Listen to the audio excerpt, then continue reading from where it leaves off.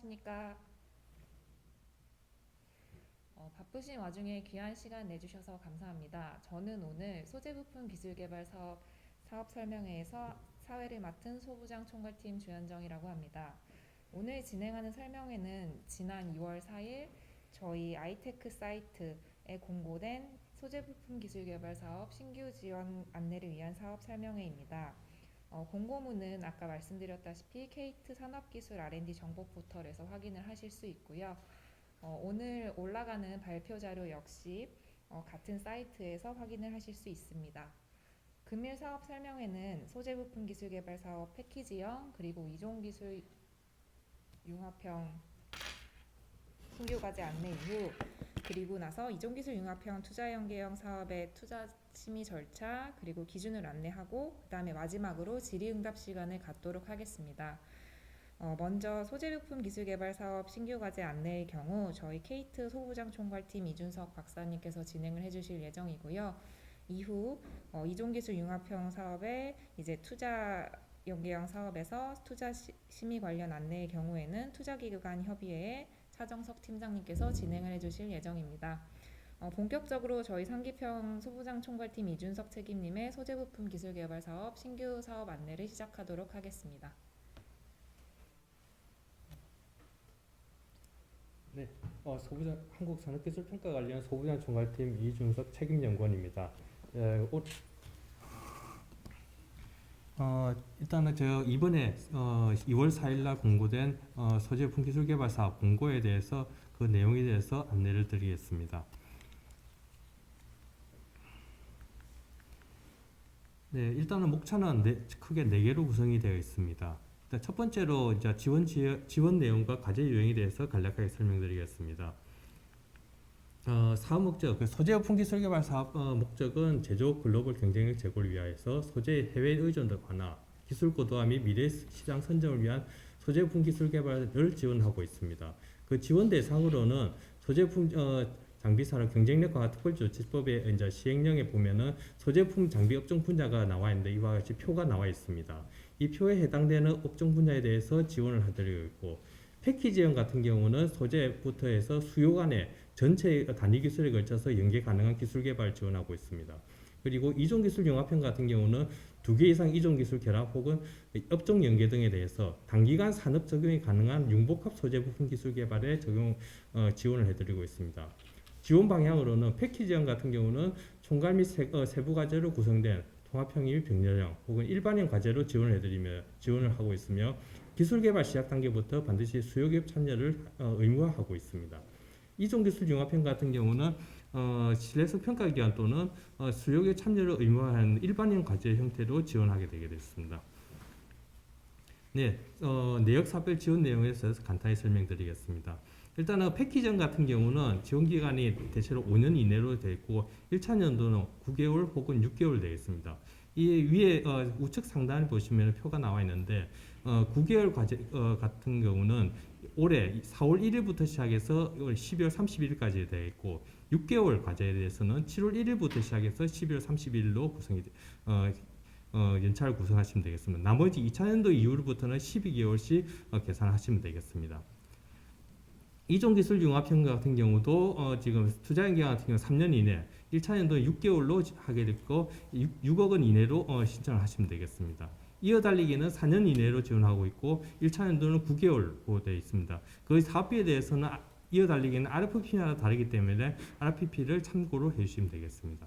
그 주간 연구개발기업 자격으로는 중소중견기업이 기본으로 하고 있고 모두 기업부설연구소 보유한 법인 사업자에 대해서 주간 연구개발 자격이 있습니다.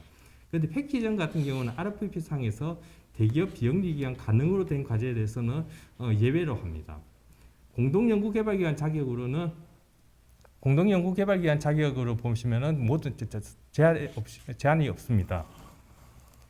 그리고 중소중견기업 그 정부 지원 연구개발 배분 비율로는 패키지형 같은 경우는 50% 이상이 필수인데 대기업 혹은 제한 없음 과제 같은 경우는 예외로 하고 있습니다. 그리고 이종 기술 융합형은 70% 이상 권고를 하고 있습니다. 과제 구성 의무 사항으로는 일단은 패키지형 같은 경우는 수요 기업은 반드시 1차 연도부터 참여를 하셔야 되고 이종기술 융합형 같은 경우는 수요기업 혹은 실내성 평가기관이 참여가 필수입니다. 근데 이종기술 융합형 같은 경우는 1차 연도부터 참여하시는 경우도 있고 실내성 평가기관 같은 경우는 1차 연도부터가 아니고 2차 연도부터 참여하는 경우도 있기 때문에 1차 연도라는 말을 현재 명시를 하지 않았습니다. 그리고 그 패키지형 같은 경우는 그 수요기업이 이제 통합형 같은 경우는 통합형 기준 과제에서 한 개 이상 수요기업이 참여를 해야 되고 병렬형 같은 경우는 세부 연구 과제마다 각각에 대해서 수요기업이 다 참여를 해야 됩니다. 그리고 모든 과제는 일괄 협약으로 진행이 되겠고 영리기관별로 기술료가 징수되게 되겠습니다. 그리고 수요기업 같은 경우는 올해부터 약간 규정이 변경이 돼서 공동연구개발기관에 한해서 지금 현재 수요기업, 중소기업 수준으로 조정이 가능한데 그러니까 수요기업이 주관기관이 올해부터는 가능합니다만은 그 중소기업 수준으로부터 혜택을 받는 것은 주관기관은 혜택을 받을 수 없고 공동연구개발기관으로 참여할 때만 가능합니다. 네, 과제 유형에 대해서 간략하게 설명드리겠습니다. 일단은 일반형 같은 경우는 총 1개의 과제를 구성되어 있고 주관과 공동연구비에 공동 수행하게 되겠습니다. 통합형 같은 경우는 총괄 과제와 세부 연구개발 과제가 구성이 되어 있는데 각 세부 연구개발 과제가 상호 연계되어서 사업화 및 상품화가 되는 과제로서 각 세부 과제가 유기적으로 연계되어 있다는 것이 특징입니다. 그런데 병렬형 과제 같은 경우는 세부 연구 과제마다 각각 독립화돼서 진행을 하게 되겠습니다. 그리고 일부 세부 병렬형 과제에 대해서는 총괄 과제와 그 중과기관을 다시 같이 이제 겸하는 경우도 있기 때문에 이거에 대해서는 RFP에 그 각각 명시가 되어 있기 때문에 참고를 부탁드리겠습니다. 네, 일반 사항 안내를 드리겠습니다. 일단 신규 지원 평가 절차는 다음과 같습니다. 우선 패키지형 이종기술 융합형 중에서 이어달기는 이와 같이 표같이 진행될 예정입니다. 일단은 지금 현재 2월 4일로 공고가 돼서 3월 7일까지 접수를 받아서 3월 중으로 사전검토 평가를 거쳐서 4월에 그 기관을 선정할 계획입니다. 이종기술 융합형 투자 연계형 같은 경우는 일단은 3월 7일 날 개념계획서 접수를 받아서 그 검토를 받아서 그 개념계획서 평가를 거친 뒤 통과한 기업에 대해서는 투자계약 심사 및 거쳐서 그 투자 심사를 통과한 기업체에 대해서 연구개발 계획서를 접수를 받아서 평가를 거쳐서 선정을 하게 되겠습니다. 이 투자 연계형 같은 경우는 아마 지금 연구개발 계획서 평가는 대략 5월 말에서 6월 초로 예상이 되게 되겠습니다. 네, 신청자의 유의사항에 대해서 설명드리겠습니다. 일단은 주관연구개발기관 같은 경우는 접수 마감이 현재 법인 사업자가 돼야 되고 선정평가, 이 선정평가 연구개발계획서 선정평가입니다. 그 선정평가 개최일 이전에 기업부설연구소를 반드시 보유하고 있어야 됩니다. 그 기업부설연구소는 산업기술진흥협회에서 발급되는 인증사가 있는 경우에 하나고 연구개발전담부서는 해당되지 않습니다. 공동연구개발기관으로는 기업, 대학, 연구기관, 연구조합 등으로 구성이 되어 있습니다. 이 중에서 국외기관 같은 경우는 연구개발기관 외 기관으로 과제 참여가 가능합니다. 네, 정부지원 연구개발비 그리고 기관 연구개발비 현금 부담 조건에 대해서 설명을 드리겠습니다. 일단 연구개발비 구성은 정부지원 연구개발비와 기관 부담 연구개발비 그리고 지방자치단체 부담금으로 구성이 되어 있습니다. 일단 크게 보시면은 소재품 기술개발 사업 같은 경우는 정부 지원 연구개발비와 기관 부담 연구개발비로 구성이 되게 되어 있습니다. 일단 연구개발의 과제에 참여하는 자는 반드시 정부 지원 연구개발비를 배분받아서 과제를 수행을 하셔야 됩니다. 그런데 그리고 기업체에 대해서 영리기관에 대해서는 기관 부담 연구개발비 중에서 현금을 개별적으로 부담을 하셔야 됩니다. 단 수요기업으로 참여하는 경우에 대해서는 정부 지원 연구개발비 없이 현물로만 구성하여서 참여가 가능합니다.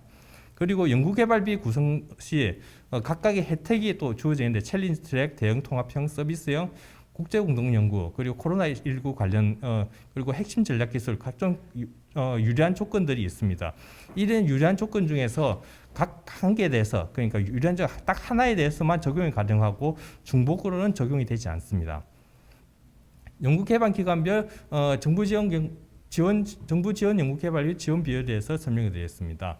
일단은 그 소재품 기술 개발에 대해서 개발 사업 같은 경우는 혁신 제품형이 유형이 지정이 되어 있습니다. 그래서 이제 혁신 제품형 기준을 따라서 중소중견기업이 아닌 기업에 대해서는 33%, 중견기업 50, 중소기업 67로 구성이 되고 그 외에는 100% 구성할 수 있습니다. 그런데 RFP에서 챌린지 트랙, 대형 통합형, 서비스형, 국제 공동 연구에 해당이 될 경우에는 우측표와 즉 원천 기술형에 대해서 연구 개발비를 산정할 수 있습니다. 이 해당이 되는지 여부에서는 RFP에 나와 있으니 참고를 하시기 바라고, 이종 기술 융합형 투자형 기업 같은 경우는 별도의 RFP가 없기 때문에 혁신 제품형으로 적용을 하시면 되겠습니다. 네, 기관 연구 개발비 중 현금 부담 비율입니다. 일단 중소중견기업이 아닌 경우에 대해서는 60% 이상, 그리고 중견기업 50, 중소기업 40 이렇게 구성이 되어 있습니다. 아까 이야기드린 것 같이 챌린지 트랙, 대형 통합형, 서비스형, 국제 공동 연구에 대해서는 위의 표가 아닌 그 밑에 텍스트로 되어 같이 중소중견기업이 아닌 경우에 대해서는 15, 중견기업의 13, 중소기업의 10%를 계상할 수 있습니다. 해당 여부는 RFP를 참조를 부탁드리고 이종기술 융합형 투자 연계형은 해당 사항이 없습니다. 코로나19를 대응을 위한 산업기술 혁신 사업 특별지침에 의해서 22년 한시적으로 적용되는데 중소중견기업에 대해서는 이와 같이 정부지원 연구개발이 변경된 비율로 적용을 하시면 되겠습니다. 이것은 22년도 한해서만 적용하시고 그 이후로부터는 앞에 설명했던 비율들 적용하시면 되겠습니다. 네, 신규 지원까지 지원 제외 대상에 대해서 설명드리겠습니다. 일단 지원 대상에서 제외하는 경우, 이거는 평가와 관계없이 지원 대상에 제외하는 경우입니다. 일단 첫 번째로 국가연구개발 참여 제한적인 경우, 이거는 뭐 지원 평가 없이 바로 지원 제외가 되어 있고, 그리고 밑에 이제 빨간색 박스로 되어 있는 부분을 보시면은 이제 대부분이 다 이제 그 하는데 제일 많이 걸리는 부분이 5번, 6번이 많이 걸리게 되어 있습니다.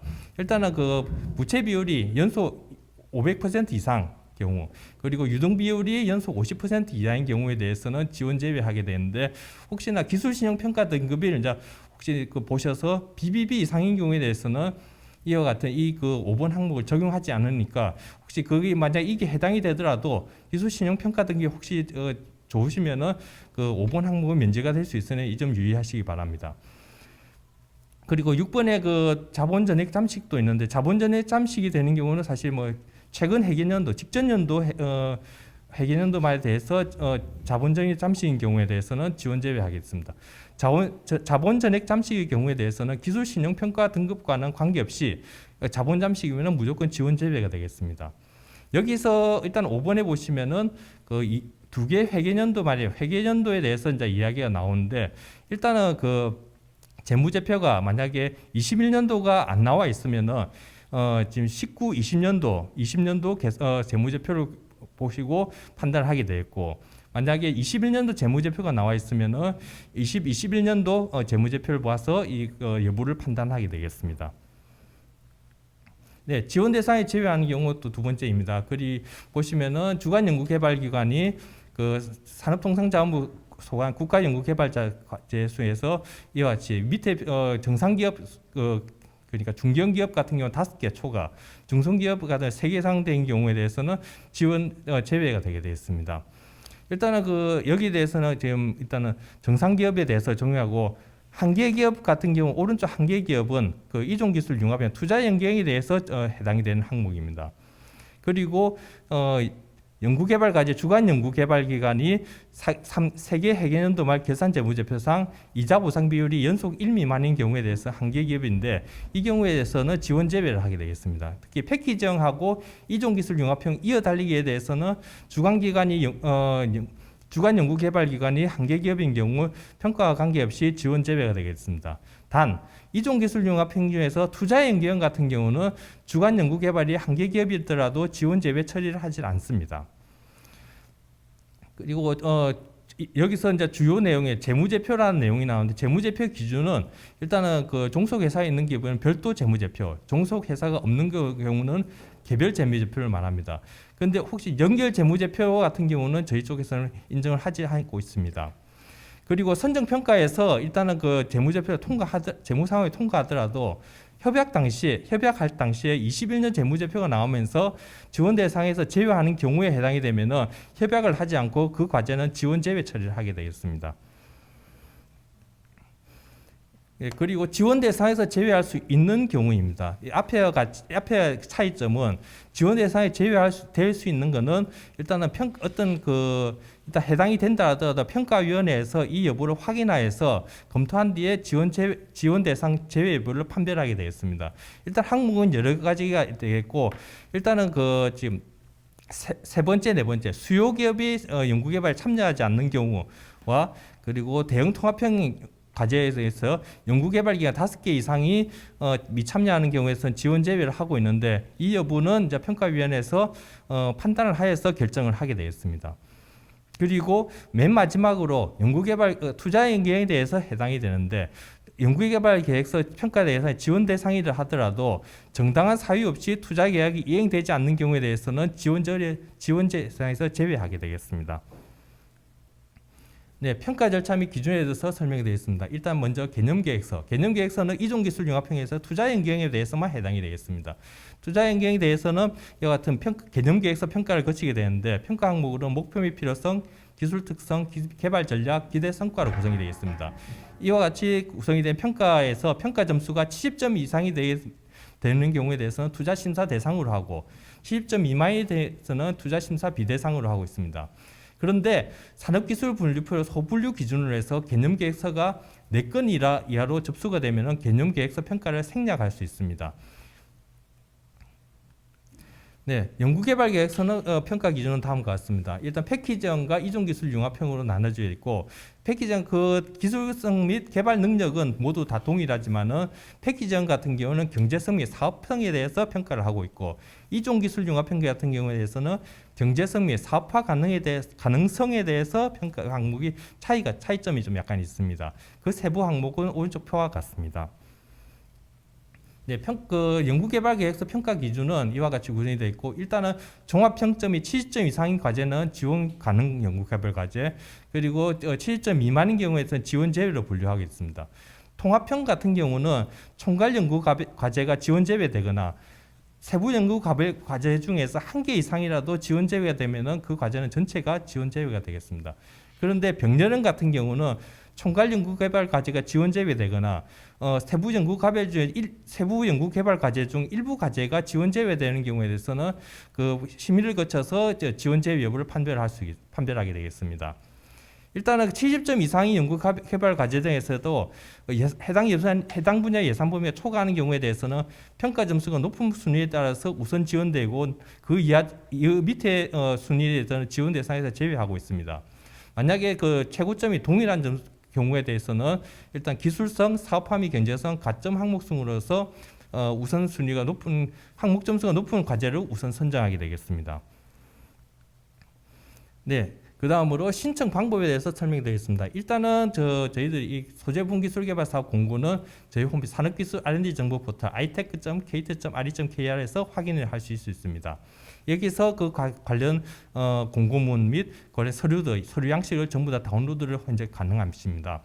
그리고 계획서 접수는 저희 아이테크 홈페이지에서 로그인을 하셔서 접수를 하실 수 있습니다. 이 계획서 접수는 현재 오픈은 되어 있지 않고 2월 21일 이후에 오픈을 할 예정입니다. 네, 개념 계획서 같은 경우는 이와 같이 우선 기본적인 정보를 입력한 뒤 각종 서류를 전부 다 업로드한 뒤 최종 제출하시면 되겠습니다. 개념계획서 제출은 3월 7일 6시까지 제출하시고 6시 이후로는 제출 보완 수정 모두 불가함을 유의해 주시기 바랍니다. 네, 연구개발 계획서 같은 경우는 아까 개념계획서와 달리 상당히 많은 내용을 요구하고 있습니다. 이와 같은 각종 정보를 모두 입력하는 데 시간이 많이 걸리므로 미리 사전에 전부 다 좀 입력을 해주시기를 부탁드리겠습니다. 연구개발 계획서 최종 서류 접수는 역시 3월 7일 6시까지 제출을 해주셔야 되고 6시 이후로는 제출 수정 보완 모두 불가합니다. 네, 신청 방법에 대해서도 제출 서류에 대해서 간략하게 설명드리겠습니다. 일단 제출 서류는 이와 같이 표와 같이 구성이 되어 있습니다.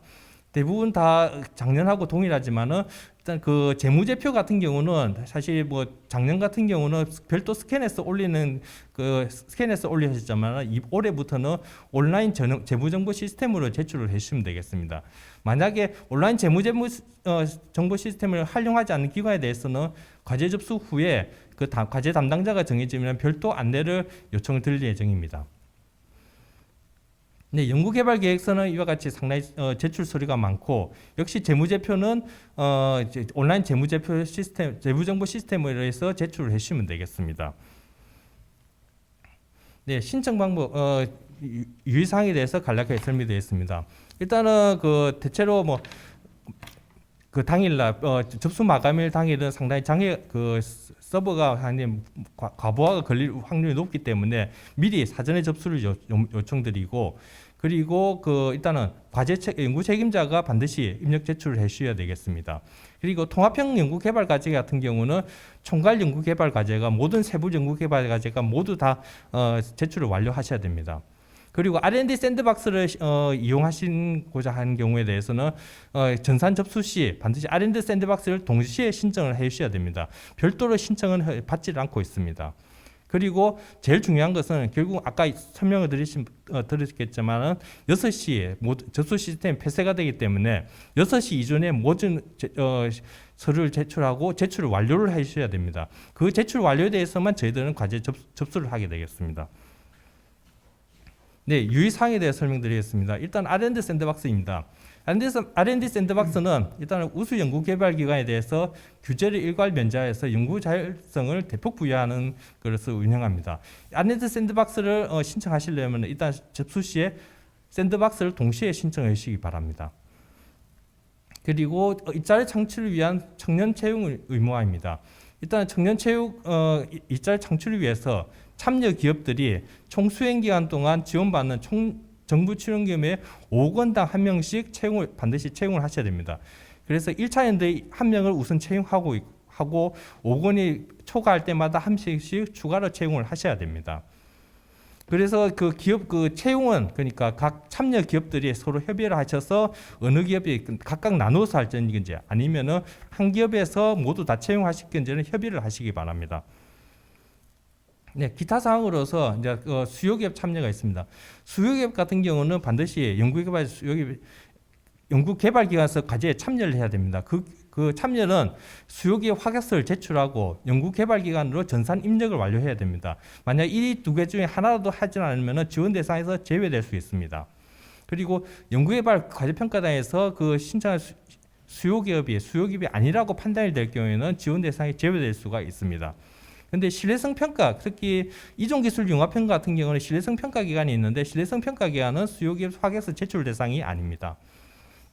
신뢰성 평가 기관에 대해서 설명드리겠습니다. 일단 신뢰성 평가 기관은 각 연구소에 있는 신뢰성 평가 센터를 포함해서 공인인증서 발급이 가능한 기관에 대해서 참여가 가능합니다. 그 공인인증서 발급이 가능한 기관은 이 사이트 knab.go.kr에서 검색이 가능하십니다. 근데 바이오 의료 분야에 대해서는 바이오 의료 분야 중 의약품 분야에 대해서는 GLP 시험 성적서 발급이 가능한 식약처 지정 비임상 시험 실시 기간도 가능합니다. 이는 그 식약처 홈페이지에서 관련 기관이 검색이 가능합니다. 그리고 대형 통합형은 같은 경우는 총괄 및 세부 연구개발 과제, 주관 및 공동 연구개발에 서로 다른 연구개발 기관 5개 이상 참여를 해야 됩니다. 그러니까 전체 통합형 같은 경우 전체에서 5개 이상 과제가 참여를 해야 되고, 그 다른 것의 기준은 반드시 사업자 등록번호 기준입니다. 사업자 등록번호가 서로 다르면 서로 다른 기관으로 하고 있습니다. 네, 공고 과제 및 연락처에서 설명드리겠습니다. 일단은 패키징 같은 경우는 총 17개 과제가 총괄 과제가 현재 공고가 되어 있고, 각 그 평가팀에 문의체가 있으니까 이쪽으로 관련 과제 서류 제출 관련해서 문의를 하시면 되겠습니다. 이 중에서 지금 보시면은 보라색으로 표시된 지금 과제들에 대해서는 1차년도 6개월이기 때문에 이에 대해서는 평가 일정이 약간 조정이 될 수 있기 때문에 사전에 그 평가 관련해서 문의를 하시기 바랍니다. 이종기술융합형 같은 경우 이어달리기는 10개로 구성이 되어 있고, 이어달리기 그 원천기술 보유자 명단이 별도로 첨부가 되어 있으니까 공고에 참고하시기 바랍니다. 투자연계형 같은 경우는 투자심사 같은 경우는 한국소재부품장비투자기관 협의회 쪽으로 문의를 해주시고, 제출 서류에 대해서는 저희 원 섬유산소나노팀, 철강산업팀, 화학산업팀에 문의를 하시면 되겠습니다. 네, 관련 규정 간략하게 보여드리겠습니다. 일단 관련 규정, 올해 1월 4일자로 산업기술 공통운영 요령, 연구개발 산정관리 사용정산에 관한 요령, 그리고 평가관리 지침, 코로나19 관련 특별 지침이 전부 다 개정이 됐기 때문에 참고를 하시기 바랍니다. 이 관련 규정들은 모두 저희 공고문과 같이 첨부가 돼서 업로드가 되어 있습니다. 네, 일단 경청해 주셔서 감사합니다. 예, 일단 발표를 마치도록 하겠습니다. 감사합니다.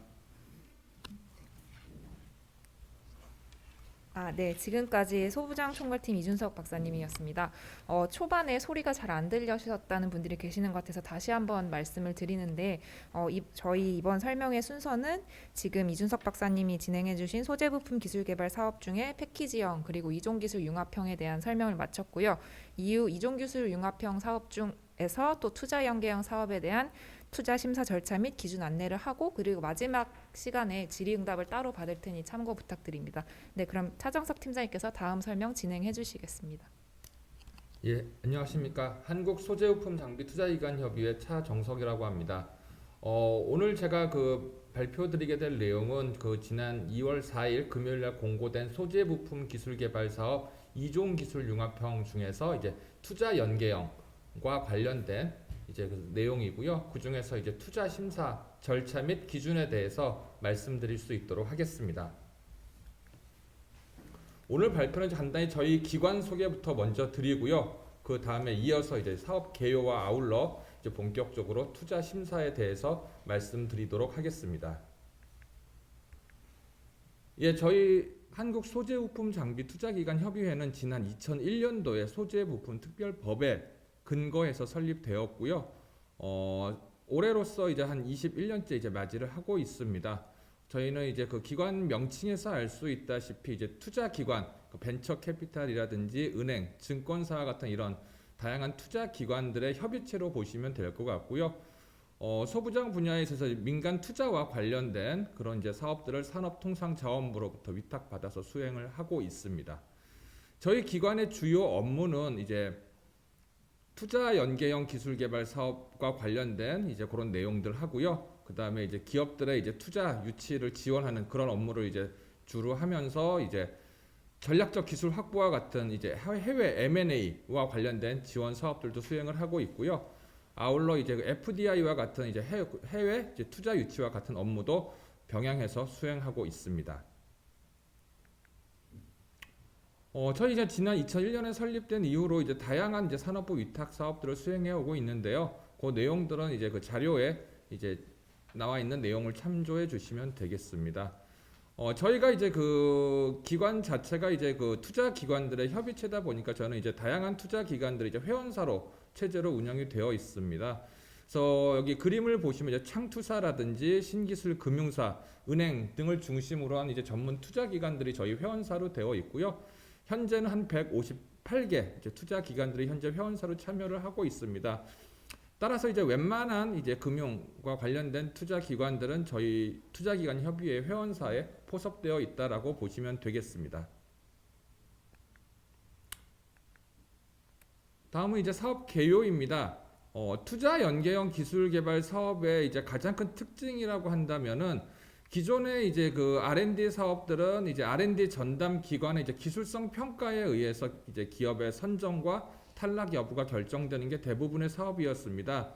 다만 그러다 보니까 그 과제 차원에서는 기술 개발에 성공했다 할지라도 과연 그 기술들이 얼마나 시장에서 통용이 되고 아울러 사업화가 되는지에 대해서는 약간의 좀 많은 문제점들이 있다는 것을 착안을 해서 그렇다면 그 기업의 사업화 가능성을 가장 잘 판단할 수 있는 주체가 어디일까라는 그 문제 의식에서 출발된 사업으로 보시면 되겠고요.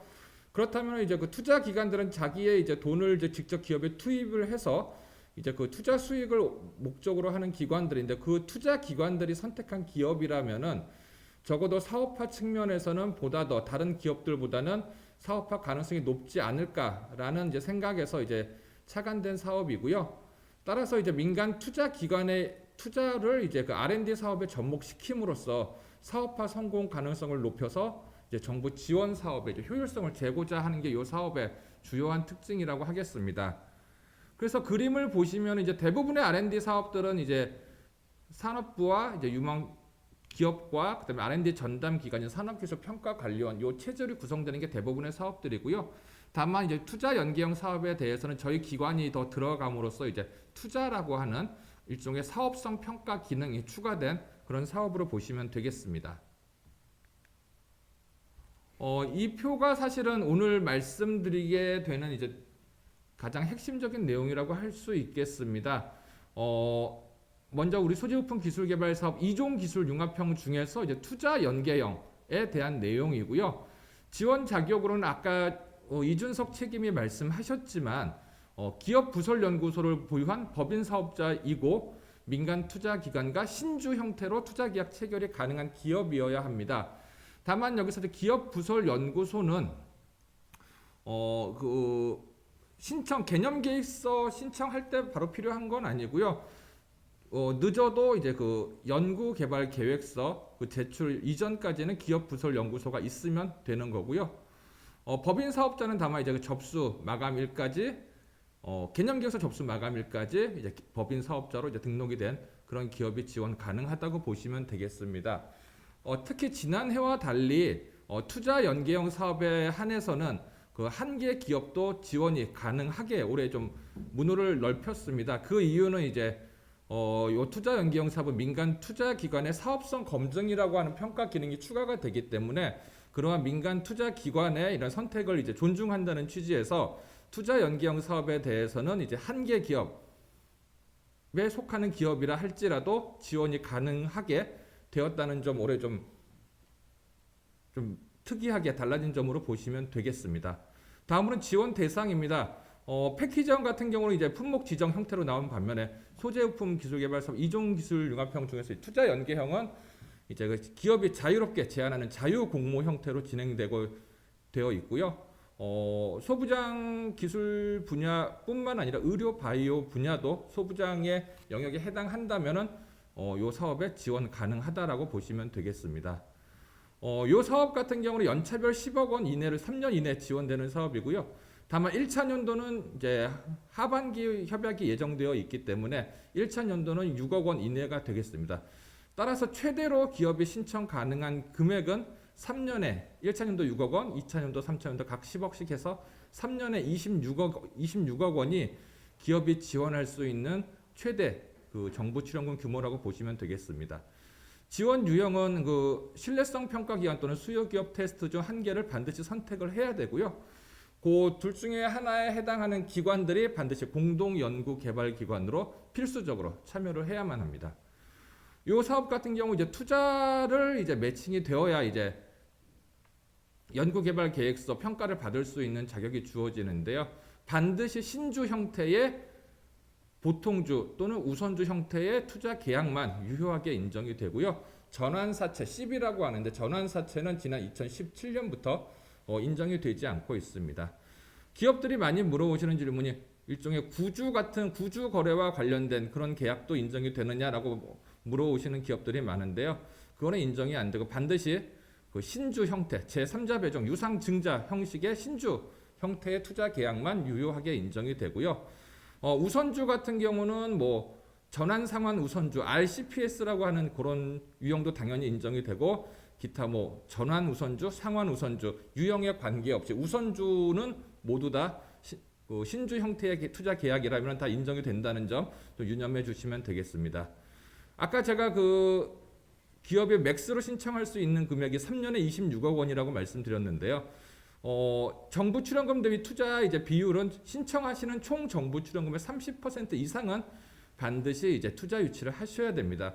예를 들어서 우리 기업이 3년에 26억 원의 정부 출연금을 신청하셨다라고 하시면은 요 표에 근거해서 말씀드리면은 그 26억 원의 30%가 7.8억 원입니다. 그렇기 때문에 26억 원을 신청하신 경우에는 최소한 7.8억 원 이상의 민간 투자 유치를 하셔야 다음 단계인 이제 연구 개발 계획서 이제 평가를 받으실 수 있는 자격이 주어지는 그런 사업으로 보시면 되겠습니다. 마지막으로 인정 투자 기간입니다. 지난해부터 이제 사업 공고일 이전 투자도 이제 저희 사업이 유효하게 인정이 되도록 이제 변경이 되었고요. 올해도 지난해와 똑같이 사업 공고일 6개월 이전부터 체결된 투자 계약은 모두 다 유효하게 인정이 됩니다. 그래서 정확히 이제 말씀드리면은 지난해 8월 4일, 21년도 8월 4일부터 올해 저희가 그 아직 명확한 이제 그 기간은 정해지지 않았지만 올해 한 5월 중에 한 보수적으로 한 5월 한 중순 정도로 보시면 되겠습니다. 그때 이제 투자 계약서 접수를 마감할 건데요. 그래서 지난해 8월 4일부터 올해 이제 22년 5월 중에 그 투자 계약 이제 체결을 기준으로 해서 그 안에 이루어진 투자 계약은 전부 다 올해 사업의 유효한 투자 계약으로 인정이 되게 됩니다. 다음은 투자 심사의 절차에 대해서 말씀드리겠습니다. 위에 보시면 이제 그 전반적인 투자 연계형 사업의 진행 절차가 나와 있습니다. 지난 2월 4일날 이제 사업 공고가 되었고요. 개념 계획서 접수는 이제 2월 21일부터 3월 7일까지 그 아이테크 통해서 해주시면 되겠고요.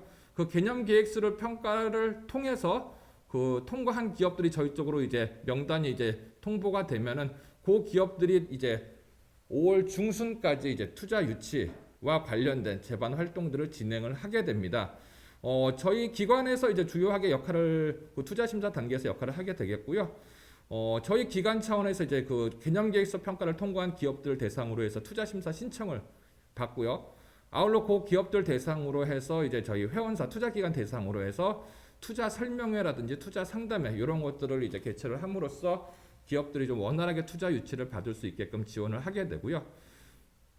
그래서 최종적으로는 5월 중순까지 기업들이 투자 계약서를 제출할 수 있도록 지원하는 기능을 저희 투자기관 협의회에서 담당한다라고 보시면 되겠습니다. 그래서 한 5월 중순까지 이제 투자 계약서 접수를 마감을 할 거고요. 저희는 이제 그 전담 기관인 산업기술평가관리원으로 이제 투자 계약서를 제출한 기업 명단을 이제 통보를 하게끔 되어 있습니다. 그럼 그 기업들이 이제 6월 초 정도로 해서 그 연구개발 계획서 이제 평가를 받게 되겠고요.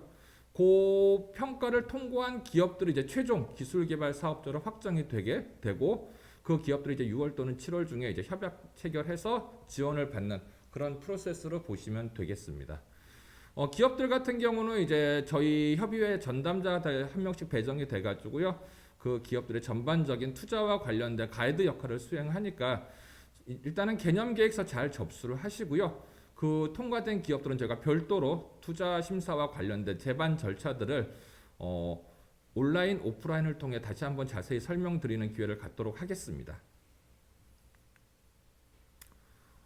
이제 세부적으로 좀 더 구체적으로 말씀드리겠습니다. 개념 계획서 평가를 통과한 기업들이 이제 저희 쪽으로 이제 명단이 통보가 되면은 저희는 그 기업들 대상으로 해서 이제 투자 심사와 관련된 이제 신청을 받게 되고요.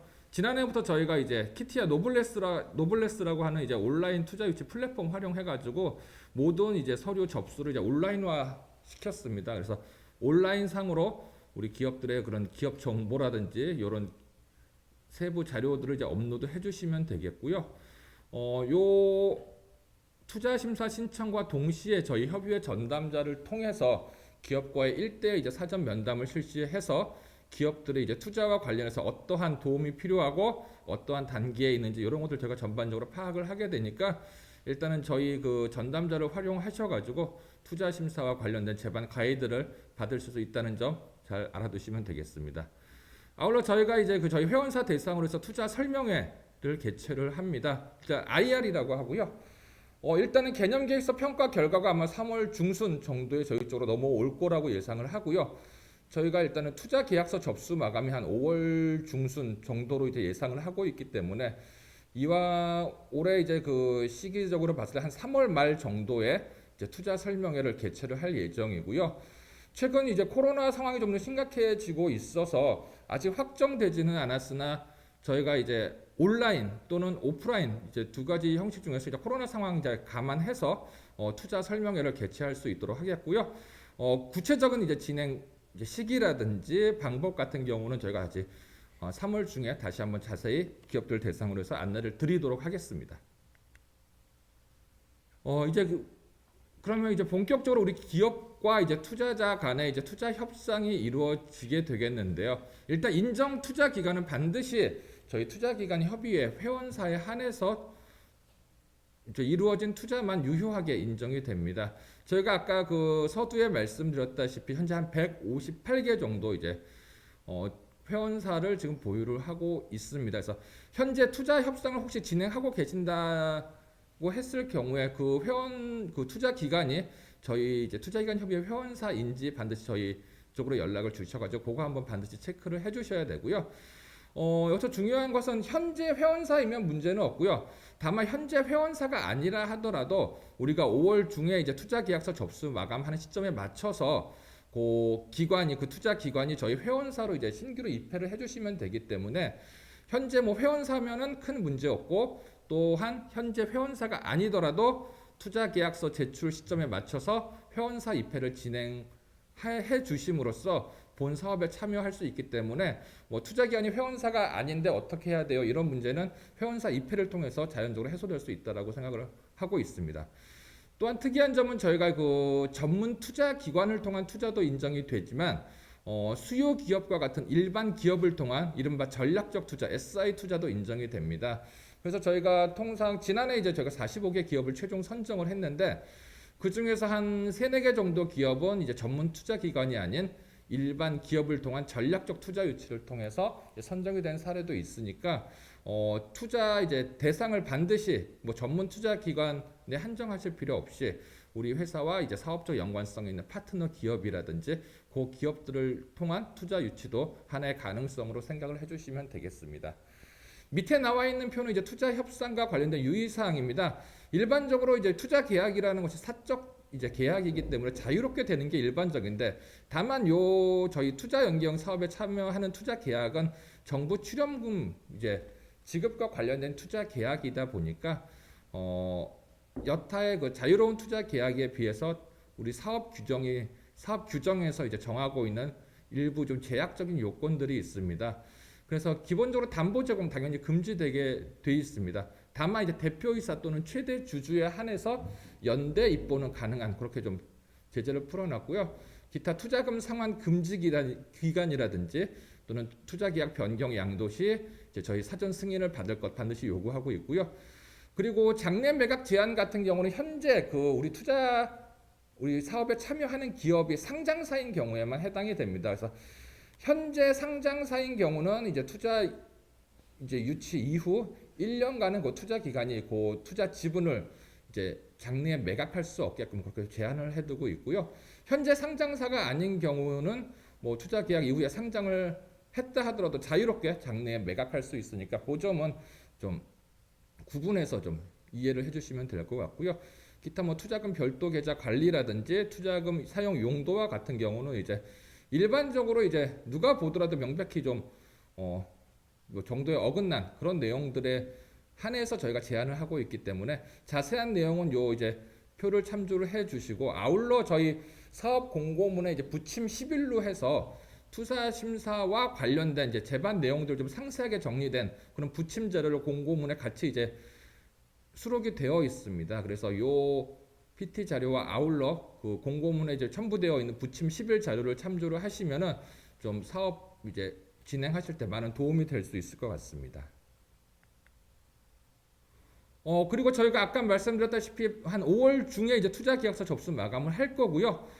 투자 계약 이제 체결하실 때 가장 주의하실 점은 반드시 체결하시기 전에 그 계약서 초안을 저희 협의회 전담자에서 반드시 좀 메일이나 형태로 좀 보내주시면은 바로 그 계약서의 적정성 여부를 검토해서 회신 드리니까 반드시 날인하시기 전에 계약서 초안에 대한 사전 검토를 반드시 받아주시고요.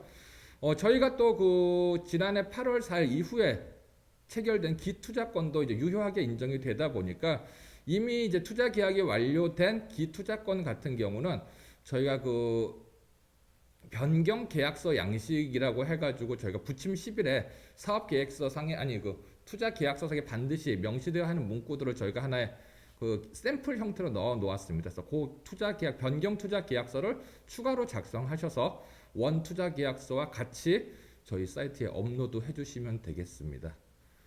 이렇게 이제 한 투자 계약서 접수를 마감하면은 저희가 이제 저희 협의회 이제 운영위원회라고 하는 투자 적격성 심의 기구가 있습니다. 그래서 그 운영위원회를 통해서 그 투자 계약에 대한 일정의 그 정량 평가를 실시하게 되고요. 그 결과를 이제 따라서 이제 기업별로 이제 우선순위를 확정을 해가지고 전담 기관인 상기평에 통보를 하게끔 그렇게 되어 있습니다.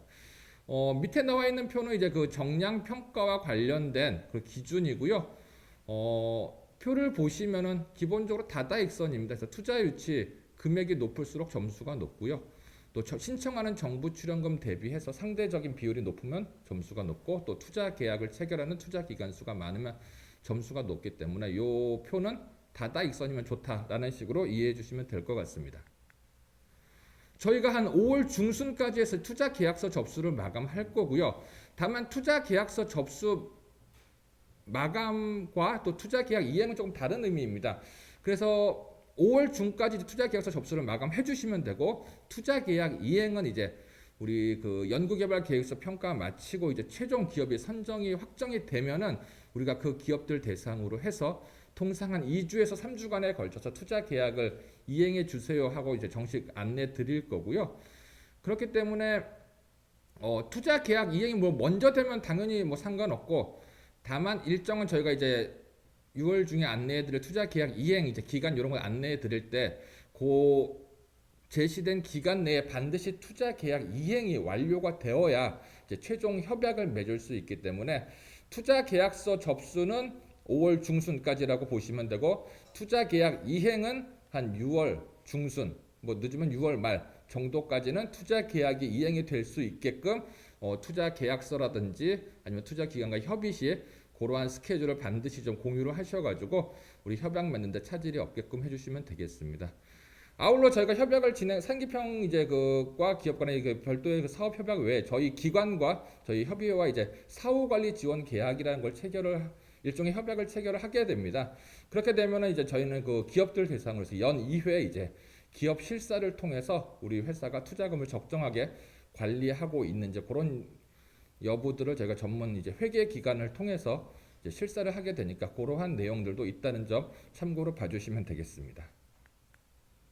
예, 이상으로 저희 사업 전반적으로 말씀드렸고요.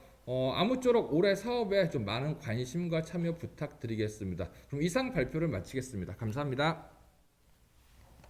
네, 지금까지 키티아 기술금융팀 차정석 팀장님이셨고요. 이제 질의응답 시간을 갖도록 하겠습니다. 궁금하신 사항에 대해서는 지금 바로 채팅창에 문의해 주시면 바로바로 답변을 해드리도록 하겠습니다.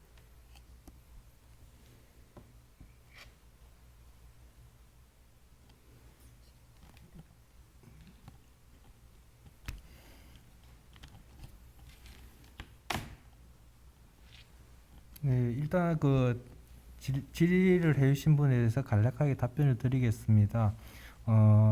이어달리기 과제의 경우 주관기관이면서 수요기관으로 과제를 신청할 수 있는 것에 대해서 문의를 해주셨습니다.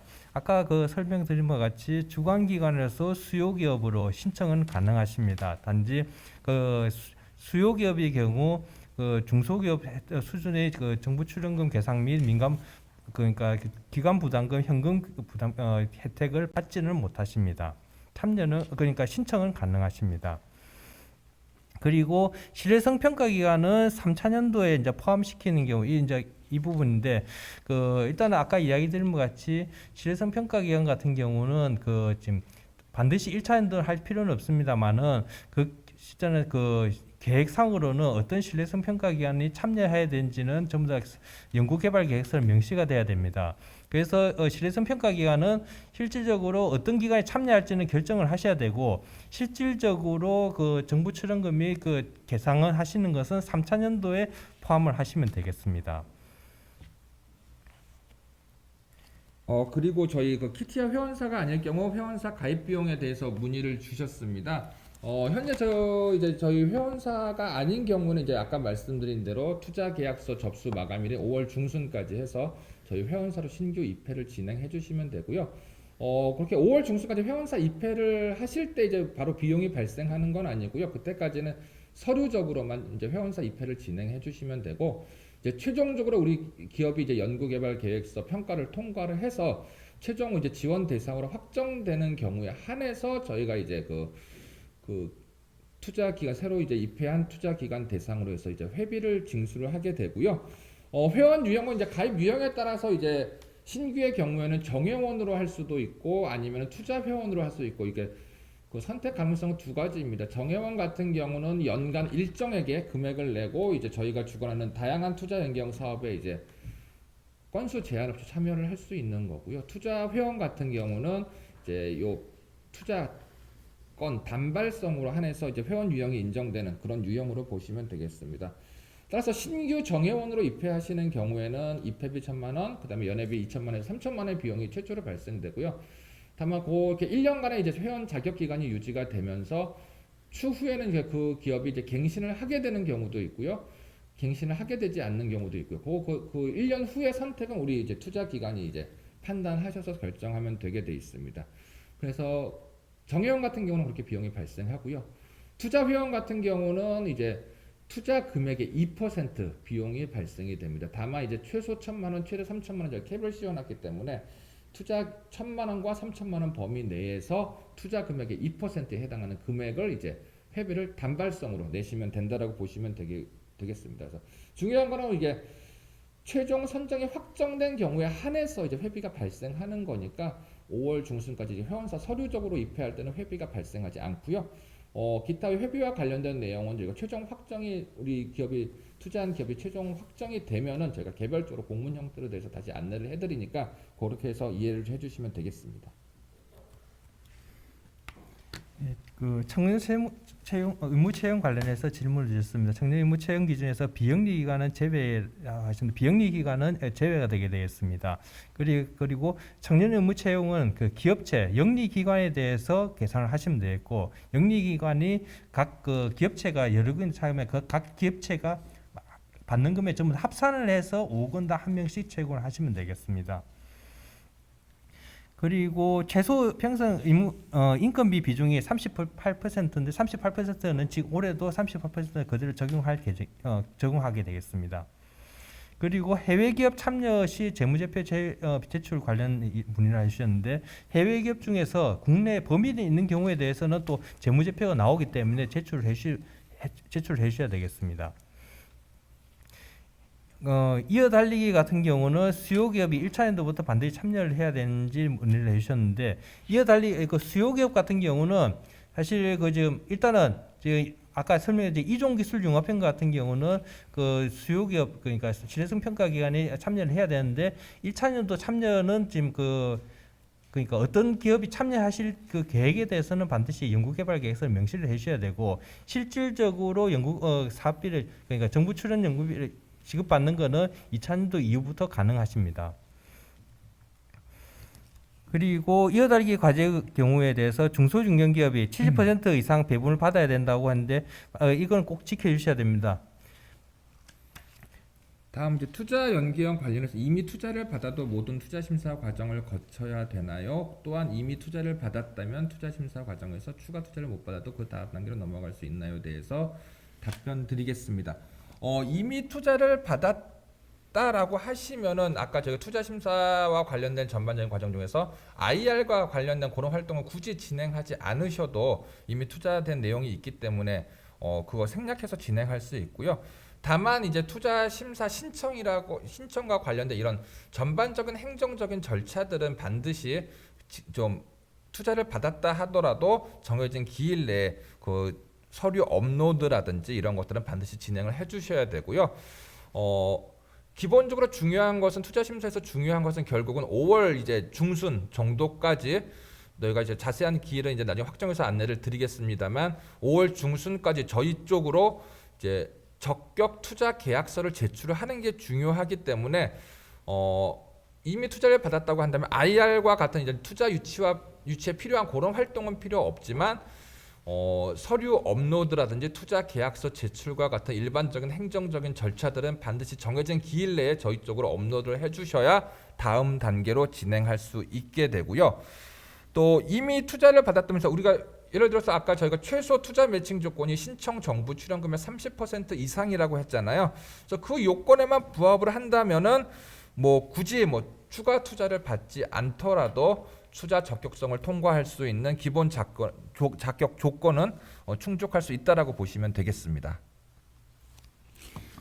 네, 그다음에 개념계획서 제출서 등 개인정보 동의서 및 보안서약서 관련해서 문의를 주셨는데요. 일단은 개념계획서 같은 경우는 연구 책임자와 실무 담당자의 서명만 있으면 되는 겁니다. 이제 모든 참여자 서명은 연구개발 계획서 제출하실 때 하시면 되겠습니다. 그리고 투자 연계형은 그 일단 모두 혁신 제품명입니다. 그러니까 소재 부품 기술 개발 사업 전체가 사실 혁신 제품명에 해당이 되겠습니다. 그리고 청년 채용대 인건비 같은 경우 민간 부담금 현금 계상에 대해서 문의해 주셨는데 사실 그건 인건비 같은 경우는 사실 정부 지원 연구 개발비하고 민간 부담금 현금하고 계산을 하셔서 인건비 계산하시는 거기 때문에 전부 다 가능하신 부분이 있습니다. 그리고 개념계획서 제출 시 해외 기관 참여자 서명도 문의를 해주셨는데 사실 개념계획서 제출은 주관 기관만 그러니까 주관 연구 개발 기관만 제출하시는 거기 때문에 해외 기관 그 서명은 사실 필요가 없는 부분입니다. 투자 연계가 무조건 연구 개발 과제 유형은 혁신 제품명입니다. 그리고 총괄 과제 같은 경우는 비용 계획에서 연구활동비에 이제 제약 사항인 연구활동비는 일반 과제와 동일한데 사실 총괄 과제 같은 경우는 그 지원금이 그렇게 많지는 않기 때문에 계산하시는데 전부 다 뭐 재료비나 연구 시설 같은 경우는 사실 하기는 어려우실 거고 대부분 회의 출장비 관련해서 그 세부 과제 관리를 위한 그 비용을 계산하시면 아마 충분하실 거로 예상이 됩니다.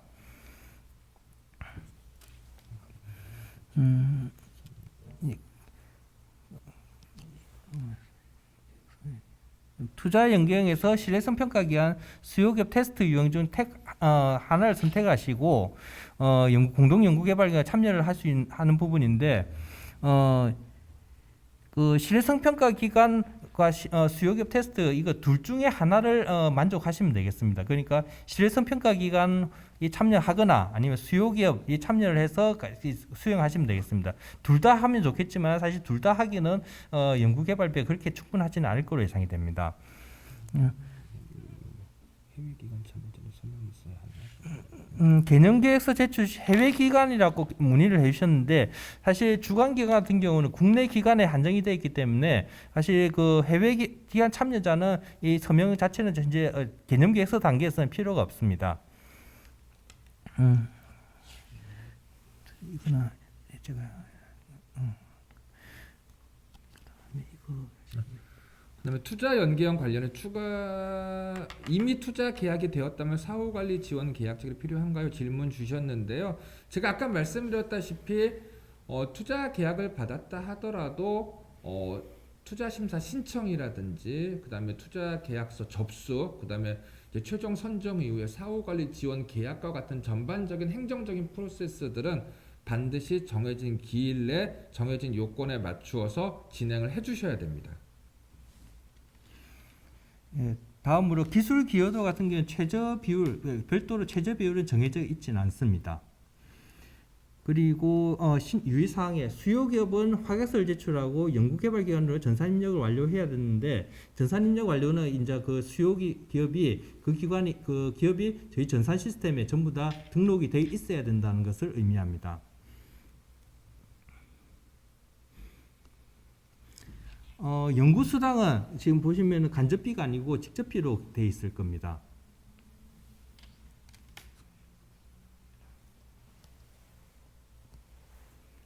네, 이제 시간도 다 됐고 질의 하나 더 들어온 건가요? 이거 마지막 질의 투자 네네. 연계형도 주관 기관이 수요 기업으로 참여 가능한 거. 이건 아마도 의미하시는 게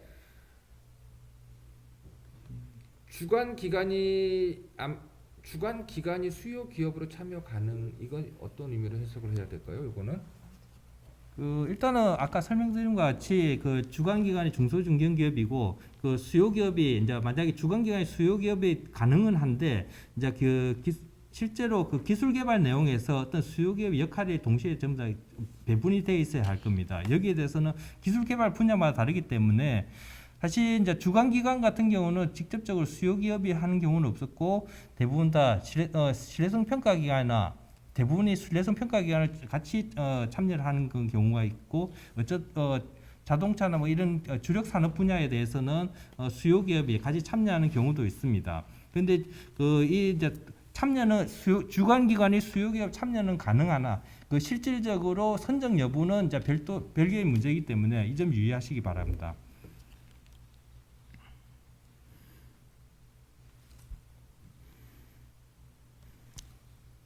그리고 투자 연계에서 추천하시는 수요기업의 수요기업의 수는 최소 1개 이상이면 되고 투자 연계형에서는 수요기업 없이 실효성 평가 기관이 같이 참여하시면 되겠습니다. 기술 기여도 최저 퍼센트는 별도로 정해져 있지는 않습니다. 그리고 제출 서류 중에서 PDF 본이 많은데 사실 원본 대조필 도장을 보통 찍고 하시는 경우도 있고, 특히 이제 예전에 재무제표 제출하실 때는 그 원본 대조필 도장을 찍고 하셨지만은 올해부터는 그 전산 시스템을 제출하기 때문에 원본 대조필 자체는 별 필요가 없을 거로 예상이 됩니다. 그리고 통합형 세부과제는 수요기 필수라 여부를 문의하셨는데, 세부과제 그러니까 통합형 같은 경우는 통합형 과제 기준으로 해서 그 총괄 세부 중에서 한 군데 수요기업에 참여하시면 되겠습니다. 반드시 하나의 수요기업에 참여하시면 되겠습니다.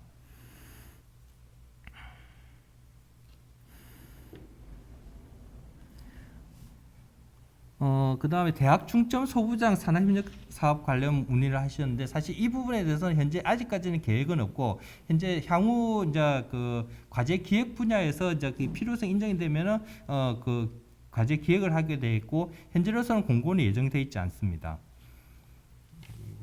본 영상을 다시 볼 수 있나요?